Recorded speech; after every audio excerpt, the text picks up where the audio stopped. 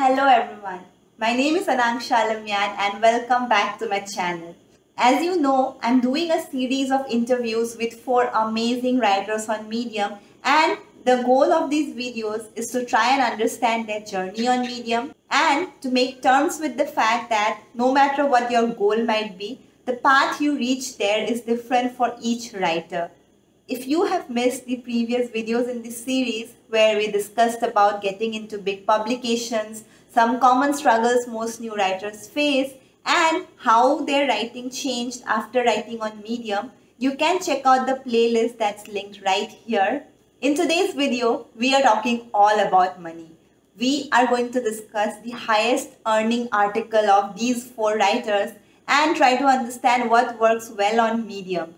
So if you are a new writer who's been struggling to make money, this video might just be the right one for you. And to get the discussion started, I have interviewed four amazing writers, Dipanshu Rawal, Akshat Singhi, Aaron Nichols, and Niharika Kaur Sodhi. So without further ado, let's dive straight in. While we are on the topic of most popular stories, I'd like all of you people to, just quickly dissect the anatomy of your highest earning story. So the watchers can get an idea of what works on Medium. So there are two stories that are almost on equal level, my best performing so far. One of them was my personal way on how to regulate emotions by daily, 4 daily habits. So one of them being whatever. That's one. The second one is the lessons or the 4 habits that a monk recommended me. And yeah, both of them in Ascent, and both of them so far, what I feel why they would have worked is really practical tips that if you read the article today, you'll be able to implement it before the day ends. Yeah. Right. Actionable takeaway for the reader. I think that always works on Medium. Totally. Yeah. What about you, Niharika? So, I think like before I talk about dissecting my story, if somebody has to like start off and like they're aiming for a really good article, like you see these articles perform well talking about how much you're earning or how I like completely turned my life around in X amount of months and or how I like got this much money. And, I mean, obviously there's a lot to learn. That's why a lot of like I've learned a lot from these stories. But just because you write it doesn't mean it'll work. And you're going to write a lot of things keeping these things in mind that, hey, I think this changed me. This is going to change somebody else. But it may not work. And that's fine, because then one day something you write and maybe you just wrote it in like half an hour, but that's going to kick off and you won't even expect it to. And that's a great feeling too. So my best story is obviously in books are our superpower. And I didn't expect it to kick off because I've never written about books. And I remember telling Ananksha that, hey, like I read a lot, but I don't think I can write about books, because what do you write about books? And then one day I just sat and wrote, and it's still my highest earning story and it's performing really well. But it wasn't written keeping this in mind. So I think it's just the Pareto principle, right? Like it'll be 20% of your stuff, which brings in 80% of the income. Yeah. And you can't already pre-plan that, hey, this is going to be viral. Right. Yeah. For Aaron, Pareto principle is like 1 to 99, I think. Yeah. What? Or Sorry? 10 to 99. For you, the Pareto principle is like 1 is to 99 or 10 is to 99. Like, yeah, one article is like so crazy. Yeah, man, it really is. I do think it's been like 95% of what I've earned. But yeah, Niharika, really quick, I mean, most of what I read on Medium is humor. It's one of my biggest goals to get into Slackjaw and actually write a humor piece that gets into the top publication. But I found this piece the other day that that totally made fun of those like how much my viral article earned articles. And I sent it to the group chat the other day, but it was the idea was like this guy was just making this joke about how like people write about how much their viral articles earned, but then he was like, where are the articles writing about how much my article about how much the viral article earned? And he talked about how like it's an infinite formula for making all the money you want. You just keep writing. Even Jessica Lynn, even she posted yesterday. No, not yesterday, but I read it yesterday. Perpetual money making machine. Yeah, and she said that after her first viral article, her second viral article was about dissecting her first viral article. Right. Yeah. And then you could just go on forever. You could just go down this rabbit hole. But yeah, Ananksha, what was the original question?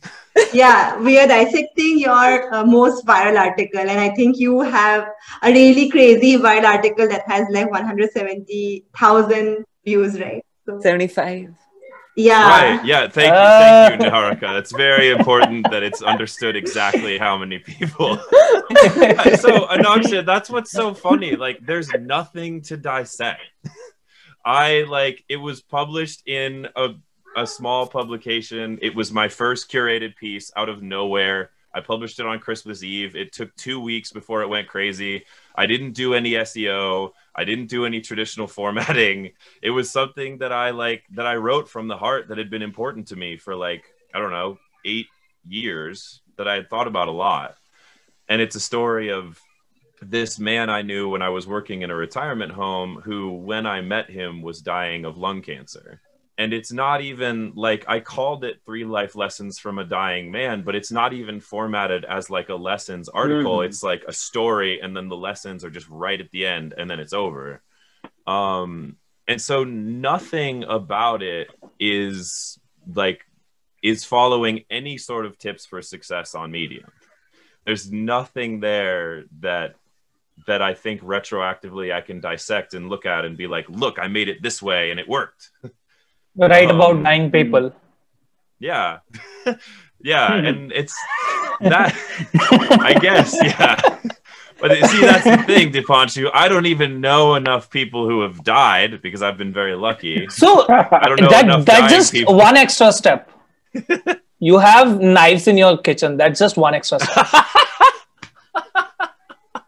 Aaron, when are we listening? When are we reading your new article about this is how I wrote my viral article, and then your third article about this is how much my viral article earned? This is how I killed a man to write something viral. Right, Niharika, no matter how well those do, I'm never going to write that story. That's just not what I'm here for, you know? Like, maybe I would write a humor piece about it, but I'm never never going to write this is how much my viral article earned and why, because all it would be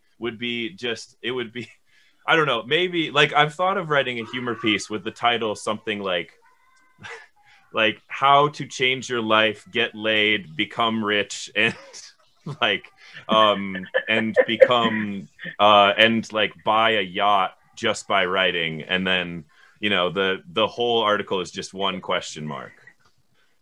I'd love to read that.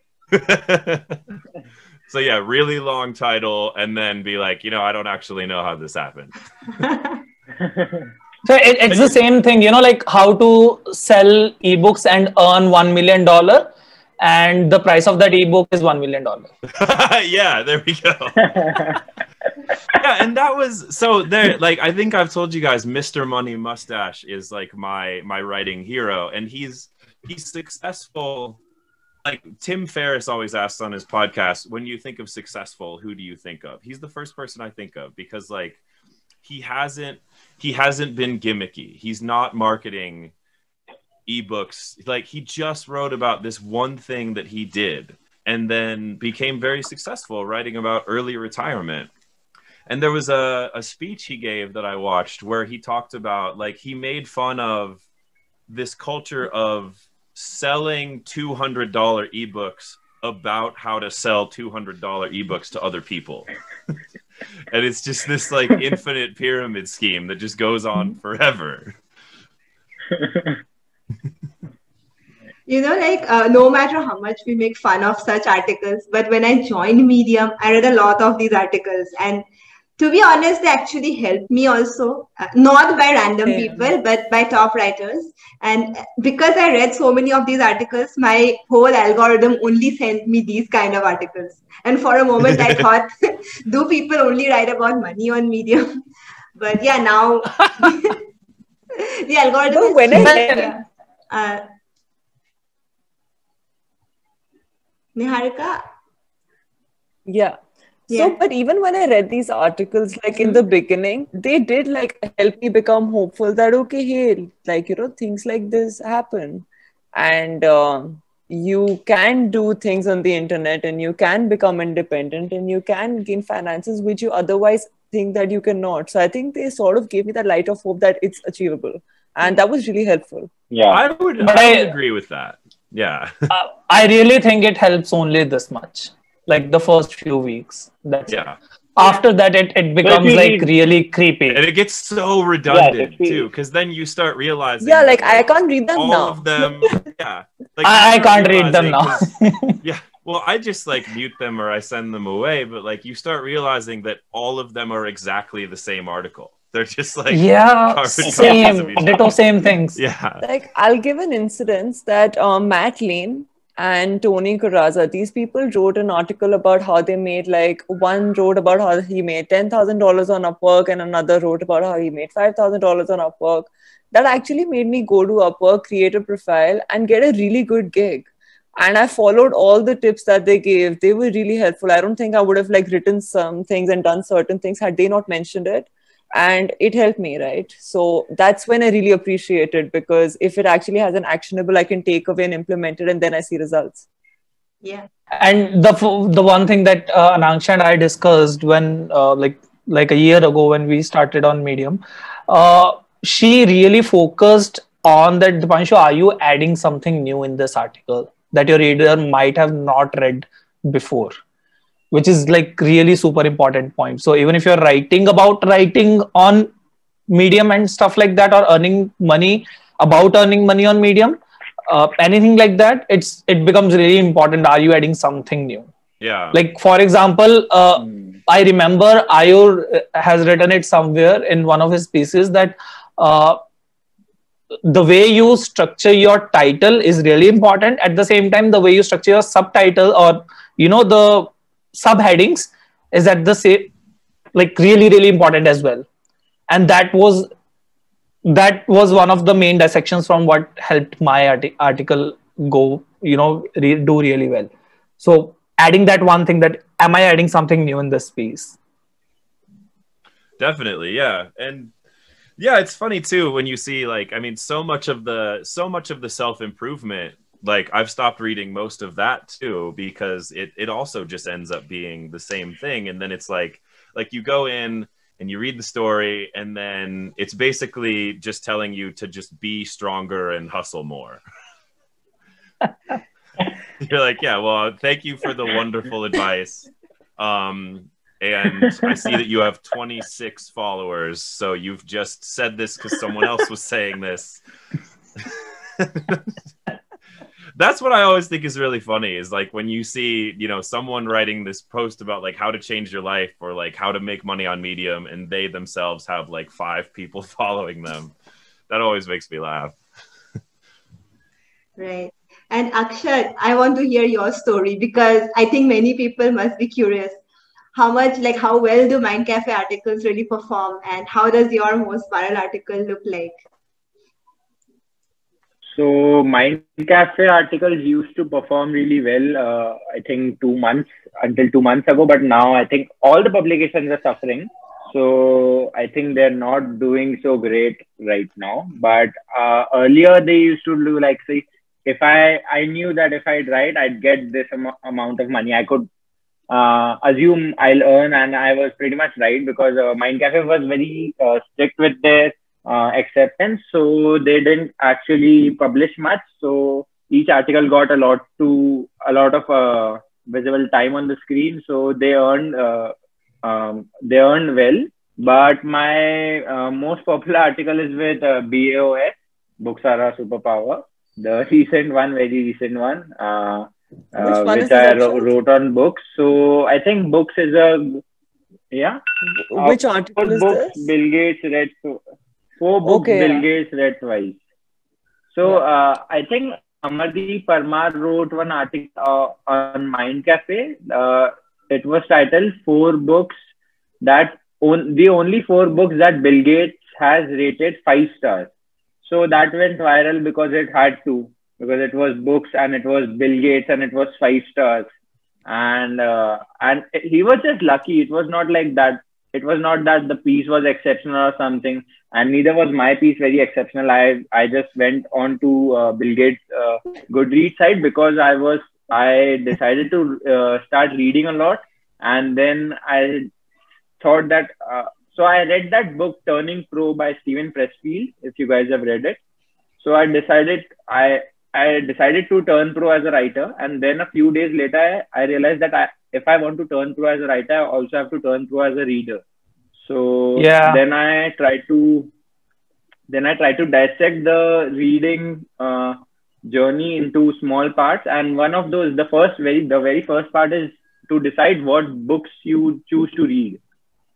So I went looking for recommendations, and I suddenly realized that Bill Gates actively posts reviews on Goodreads. So in that Goodreads provides all kinds of data, and one of the data point is that the books he has read more than once.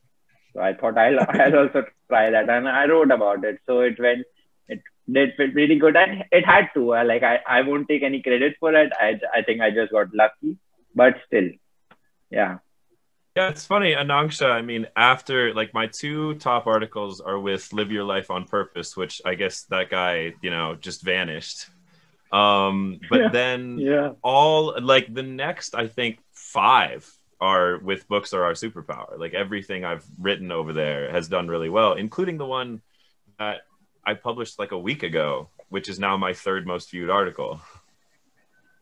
Yeah, I mean, Books Are a Superpower is doing pretty great in terms of views and earnings, and I'm really happy with the pace I at which think it's pretty is an growing. understatement. Right. I mean, it's like every morning I wake up, I feel grateful that I decided to create this publication, because before that there was no place on Medium you could write about books, and now there is one. And after Books Are a Superpower, many new publications have come up that are dedicated to books. So it's like, I have created this new niche, and it's so amazing that books articles get so much views, because as readers we love to talk about books, right? And it's only Yeah. fair that there is a place that accepts stories like this. And I just want Yeah. to take a second and say too, like, I really appreciate the way you guys have structured it, because like I hate reviews. I hate reading reviews. Like, one of my favorite things to do though is like when I'm feeling down and I want to make myself laugh, I go read like 1-star reviews of beloved national monuments. Like, you go like, you look at like Rocky Mountain National Park or like the Taj Mahal. I just go read like 1-star reviews. Like, someone has thought the Sydney Opera House was so awful that they had to put 1 star. And I feel that way about books too. Like someone created this, and this is so much bigger than you. And also, like, working in restaurants for a long time, I've realized how skewed reviews actually are. Like, companies like Yelp and Google are, they're letting people pay to be at the top. It's not like a democratic service. People think it is, but it's not.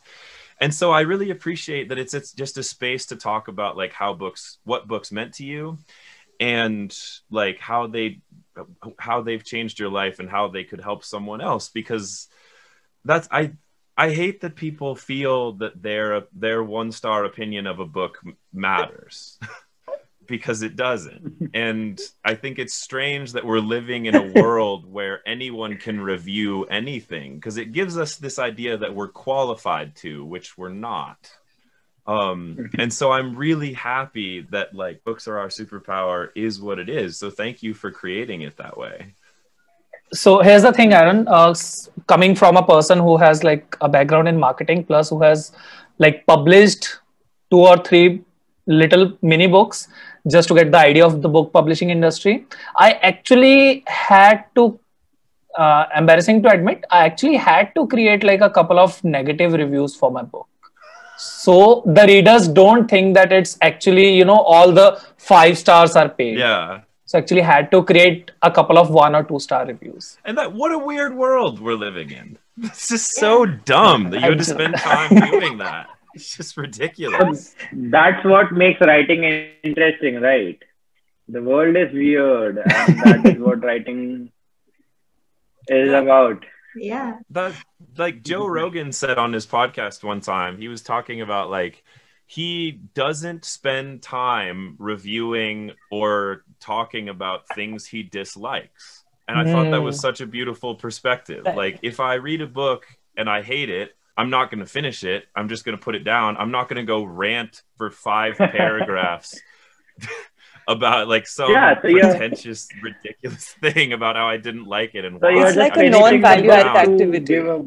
Yeah, and then I'll bring something more positive into my life. Exactly. Like, Completely agree with you on that. I think like 1-star reviews are such a waste of creative energy. Like, especially if you're like one of my favorite. So when I lived in Australia, I went to the Sydney Opera House for my birthday, and I found this 1-star review where this guy was like, this guy from Idaho was like, personally, I'm not a fan of postmodernist architecture. 1 star for the Sydney Opera House. And I'm like, okay, Dave. So what you're saying is you weren't hugged enough as a child, and now you know words about architecture, and no one listens to you. And this is the only place where you feel that you can put your words about architecture. When you could have just not done this and then maybe written something like that someone would have given a shit about. But here's the question. Will you pick up a book that has like 900 plus 5-star reviews and not even a single 2 or 1-star review? No, I would think they are paid. Yeah, exactly. Yeah, and I don't know, maybe it just has to do with because Ananksha has done a lot of book marketing stuff and I come from a marketing background, so maybe professional hazard. But I was really curious to know that, will you pick up that book? Well, I don't pick up books based on reviews ever. Like I don't read book reviews before I buy books. I like generally books are recommended to me by people that I love or people on Medium. I find something really interesting. I don't go look at reviews. I generally just buy the book. Sure. Right. Okay. So I think this was a really, really interesting discussion. And I thank you guys for coming on here. I'm so excited for our watchers. And I'm sure they must have learned so many interesting things during this conversation. So thanks, guys. We'll see again. We'll meet again soon. Sounds good. Yeah, great talking to you. Thank you for having us, Ananksha. Bye. So this was the last video in this amazing and inspiring series. I'm so happy to have done these series of videos, and I'm sure they were as valuable to you as they were to me. I plan to interview more writers about their journeys, and if you have any questions in mind, please don't hesitate to leave them in the comments below, and make sure you subscribe to my channel so you don't miss out on more amazing content revolving around writing on Medium, about finding better books to read, and being a better version of yourself in general. So thanks so much for watching. You can find the links to the profiles of all these authors in the description of this video. So make sure you go ahead and check out their work. And I'll be signing off now. Thanks so much for sticking on till the end. Stay awesome and keep writing. Bye.